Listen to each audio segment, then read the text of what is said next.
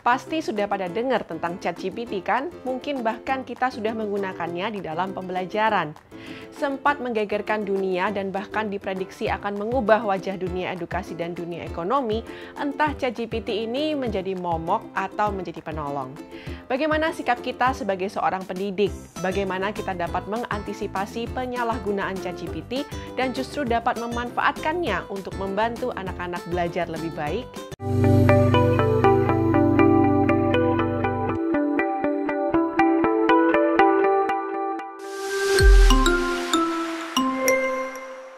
Halo semuanya, kembali lagi bersama saya Amelia dari channel Ruang Edukator.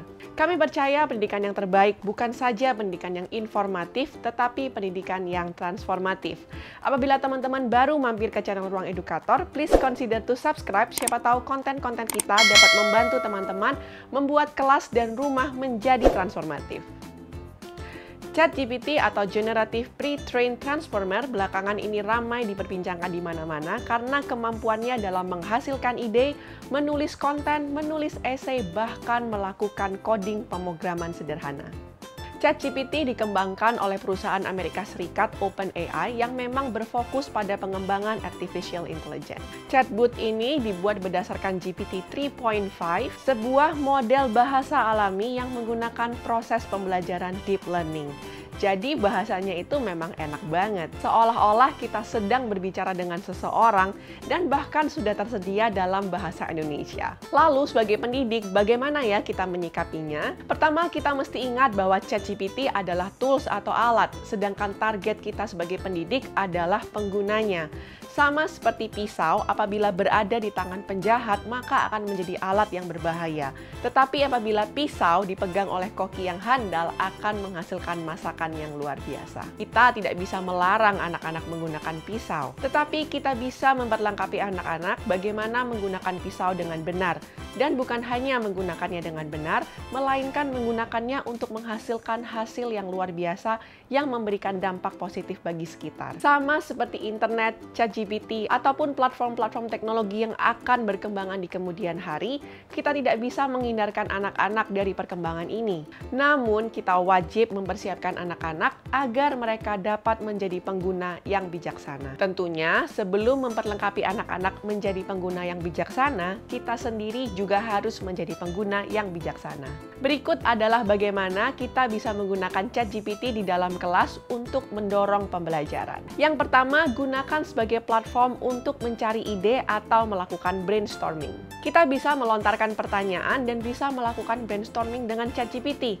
Tetapi ingat, jangan jadikan ChatGPT sebagai satu-satunya sumber pembelajaran. Pastikan pada saat kita menggunakan atau memberikan data, maka data-data tersebut berasal dari penelitian yang dapat dipertanggungjawabkan. Sebagai akademisi, kita berkewajiban memberikan data yang valid dan reliable. Perlengkapi juga anak-anak dengan critical dan analytical thinking skill. Jadi pada saat mereka menggunakannya sebagai alat untuk brainstorming, mereka tidak menggantungkan diri, tetapi dapat menggunakan kemampuan berpikir ini untuk menganalisa konten yang dihasilkan. Yang kedua, gunakan ChatGPT untuk belajar dan meningkatkan kemampuan menulis. Karena merupakan model bahasa yang alami, ChatGPT dapat menjadi partner anak-anak kita untuk belajar menulis. Namun sekali lagi, ajarkan anak-anak pentingnya untuk tetap menjaga keotentikan ide dalam tulisan. Anak-anak dapat menggunakannya untuk belajar menulis, tetapi sentuhan manusia seperti empati adalah hal yang hanya dapat dihasilkan oleh manusia. Jadi, gunakan sebagai alat untuk dapat memberikan anak-anak feedback dalam hal tulisan, namun tetap keotentikan ide serta bahasa manusia tetap harus ada di dalamnya. Yang ketiga, gunakan ChatGPT sebagai pembelajaran interaktif dengan menggunakannya sebagai partner untuk berbicara dengan anak-anak. Yap, ChatGPT dapat membaca, menganalisa, dan berinteraksi berdasarkan jawaban kita. Karena kemampuannya menganalisa tulisan kita, ChatGPT dapat menjadi alat pemberian umpan balik yang spesifik dengan kebutuhan anak. Contohnya, kita bisa menggunakannya sebagai writing coach. Namun, sekali lagi, kita juga harus tetap kembangkan kemampuan sosial anak.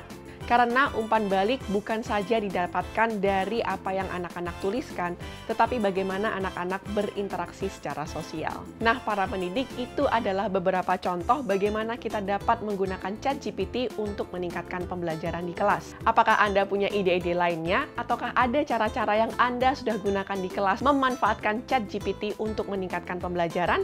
Jangan lupa share di kolom komentar ya. Perkembangan AI adalah sesuatu yang tidak bisa kita hindarkan. Dan ini justru menjadi bagian dari masa depan anak-anak kita. Tugas kita sebagai pendidik adalah mempersiapkan mereka menjadi pengguna-pengguna yang bijaksana. Dan pastikan pada saat Anda memberikan tools-tools kepada anak untuk belajar, itu sesuai juga dengan tingkat perkembangan mereka. Di tangan yang tepat, senjata yang baik akan menghasilkan dampak yang besar. Apabila Anda suka dan terinspirasi dengan video ini, saya undang Anda untuk subscribe dan like. Dan share juga video ini kepada pendidik lainnya agar sama-sama kita dapat belajar menjadi pendidik yang lebih baik. Bersama-sama kita bangun pendidikan Indonesia. Selamat mengajar dan selamat mentransformasi kehidupan.